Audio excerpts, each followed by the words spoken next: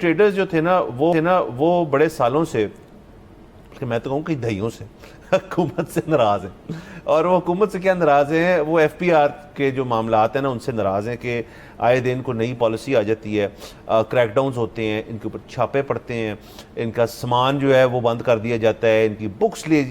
बड़ी दफ़ा ही होते हैं। आप सैकड़ों लोगों को जानते हैं, मैं जानता हूँ जिनका आपको फ़ोन आता है कि भाई क्या बिजी हूँ यार, आज मैं नहीं आ सकता, छापा पै गया FPR का। तो अच्छा, तो तमाम नहीं बट कुछ ट्रेडर्स जिनका टर्नओवर जो है वो मैक्सिमम 20 करोड़ रुपया है साल का, और उससे नीचे नीचे के लिए एक रिलीफ दी है जिससे ट्रेडर्स खुश हैं। वो है एक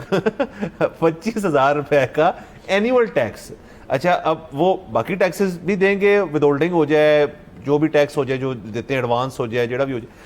लेकिन ये 25,000 रुपए का एनुअल टैक्स का मतलब ये है कि फिर आपके ऊपर किसी किस्म की इंक्वायरी, तफ्तीश, छापे और ये मामला ऑडिट वगैरह जो हैं, ये आपके जो हैं इनसे आप ना फिर अलहदा हो जाएंगे, क्योंकि आप ये 25,000 टैक्स है। जाहिर है जिसकी टर्नओवर 100 करोड़ है, जिसका टर्नओवर जो है 200 करोड़ है, उसको ये रिलीफ नहीं दे सकते कि 25,000 रुपये दो और आपको कोई टेंशन वाली बात नहीं है। ये मतलब मोरलेस ये साल का 20 करोड़ काम करने वाला ट्रेडर जो है वो कोई माठा भी नहीं है लेकिन उतना बड़ा भी नहीं है, तो उसके लिए उन्होंने ये 25,000 एनुअल टैक्स। अच्छा, अभी मेरे ख्याल में ये अभी तक तजवीज़ है, अभी तक ये फाइनल तो नहीं हुआ, जिसके ऊपर एहतजाज भी हो रहे हैं और वाले कह रहे हैं हमें भी किस किस्म कर दें। हाँ, सच बात ये है कि और वो जो आपके ट्रेडर्स हैं उन्होंने तो इस पर बड़ा हुकूमत का साथ दिया है कि ये ज़बरदस्त चीज़ है, ज़ाहिर है वो तो देंगे। बात ये है कि अब जो आपने कहा ना विद होल्डिंग टैक्स वगैरह, वो तो इसके अलावा होगा, वो तो every step of the way वो कटता जाता है। वो मतलब मैन्युफैक्चरिंग से शुरू हुआ और वो फिर होलसेलर से रिटेलर, वो तो फिर जो कहते हैं फाइनल जिसने ख़रीदना है,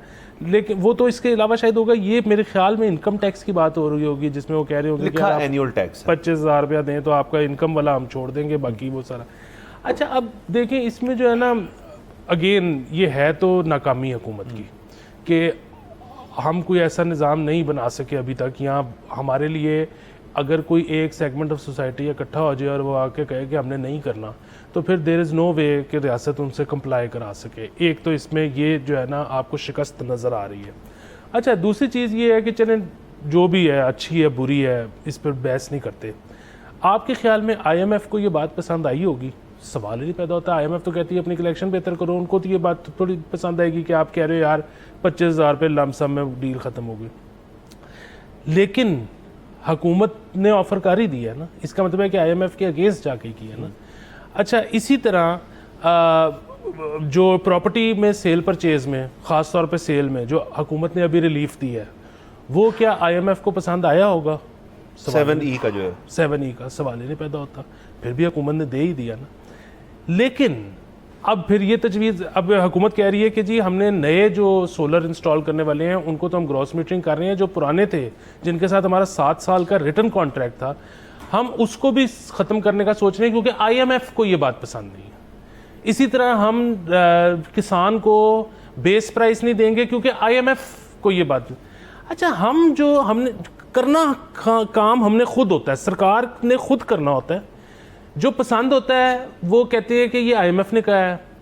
जिस पे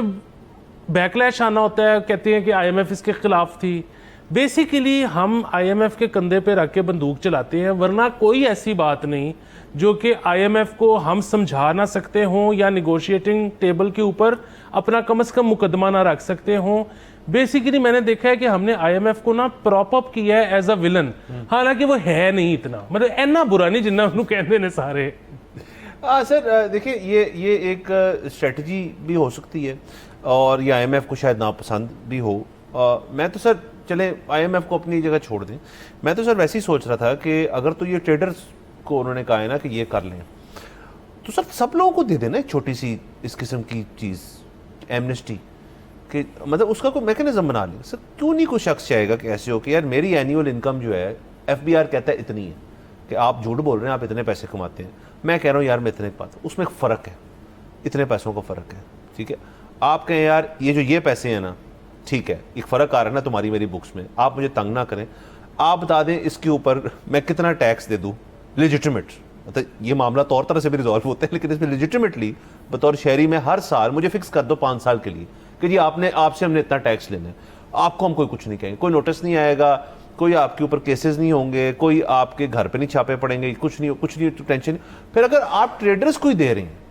तो सर आपने कहा शुरू में, मैंने कहा बड़ी बैकबोन्स है यहाँ पे, सबसे बड़ी बैकबोन तो अवाम है यहाँ पे। तो अवाम के सब तो ट्रेडर नहीं है ना, हर शोबे से मुंसलिक हैं लोग, तो सबको दें फिर ये किस्म की ऑफर। सर वो नहीं दे सकते ना। देखें बात ये है कि अगर आपने कहा कि सबसे आपने ट्रेडर्स को दे दिया है तो आप मैन्युफैक्चरर्स को भी दे दें, अब आप मिल ओनर्स को भी दे दें, ट्रांसपोर्टर को भी दें, ट्रांसपोर्टर को भी दे दें। बात ये है कि सबसे ज़्यादा टैक्स कलेक्ट कहाँ से होता है? नौकरी पेशा लोगों से, क्योंकि उनकी प्रोफाइलिंग नहीं करनी पड़ती, आपको पास ऑलरेडी है, टैक्स एट सोर्स डिडक्ट हो जाता है। आपने अगर सब अमीरों को, सब कारोबारियों को कह के, ये तो अभी है ना कि जी वो ट्रेडर नाराज बहुत है, ट्रेडर वोट नहीं डाल रहे, ट्रेडर हड़ताल कर देते हैं, तो हम बस ट्रेडर्स के लिए ही करें। आपने ये सबको दे दी तो जो नौकरी पेशा फर्द है वो तो घर से बाहर निकल आएगा कैरोसिन की बोतल लेके कि जी मेरा क्या कसूर है, मैं नहीं इस मुल्क में पैदा हुआ, नौकरी पेशा नहीं इस मुल्क को। सर बैकबोन है ना सर हमारे नहीं सर नहीं सर, देखिए करें ना, मतलब माय पॉइंट इज कि देखें यार, अगर तो एड सोर्स नौकरी पेशा वाला है तो ये भी चॉइस हो जानी चाहिए, कंपनी की चॉइस होनी चाहिए कि यार के सर मुझे बताएं जॉब मार्केट के अंदर कितनी एक तब्दीली आएगी इसके अंदर कि एक शख्स जो है वो एक नौकरी कर रहा है, उसको तनख्वाह कम मिल रही है, लेकिन कह रहे हैं सोर्स पे नहीं काटते, वो मेरे ऊपर छोड़ देते हैं, मेरी गुड विशेस पे कि मैंने अपने जो टैक्स कुशवारे हैं उसके अंदर बताया हुआ है नहीं बताया हुआ। या फिर आपकी जो है कंपनीज कुछ कहती है नहीं यार आप आएंगे, हम तो एफबीआर के साथ हमारे बड़े अच्छे ताल्लुकात हैं, हम तो आपको एड सोर्स काटेंगे। मतलब सर देखें, अगर जैसे आपने कहा शिकस्त तस्लीम करने वाली बात हो रही है कि जी हमसे नहीं हो पा रहा, ये तो हमें पता है, हमने कई दफ़ा शो पे बात की है, तो फिर अगर आप क्रिएटिव हो ही गए, ये क्रिएटिविटी है ना कि यार 25,000 रुपये दे के आप इजी हो जाए लाइफ के अंदर, आपको ज़हनी सुकून है। 25,000 रुपये एक ट्रेडर के लिए जो 20 करोड़ रुपये साल का, मतलब 25,000 रुपये क्या है, कुछ भी नहीं है उसके लिए। तो अगर तो क्रिएटिव हो रहे हैं फिर अक्रॉस द बोर्ड क्रिएटिव हो, क्योंकि सर नौकरी पेशा वालों को इससे भी बहुत मसला हुआ होगा, जिसने पढ़ी होगी सर उसको गुस्सा तो चढ़ा होगा थोड़ा सा। बस सर एक पेंसिलर बिठाएं और कैलकुलेशन कर लें, अगर ये जो आप तजवीज़ दे रहे हैं इसके नतीजे में साल की कलेक्शन जो अभी है उससे बेहतर हो जाती है, तो ये सफ़ा जो है वो आप प्राइम मिनिस्टर ऑफ पाकिस्तान को पोस्ट कर दें और ये इम्प्लीमेंट हो जाएगा। लेकिन इसके पीछे कागज़ के ऊपर, बल्कि प्राइम मिनिस्टर ऑफ पाकिस्तान क्या, आप IMF को ही करें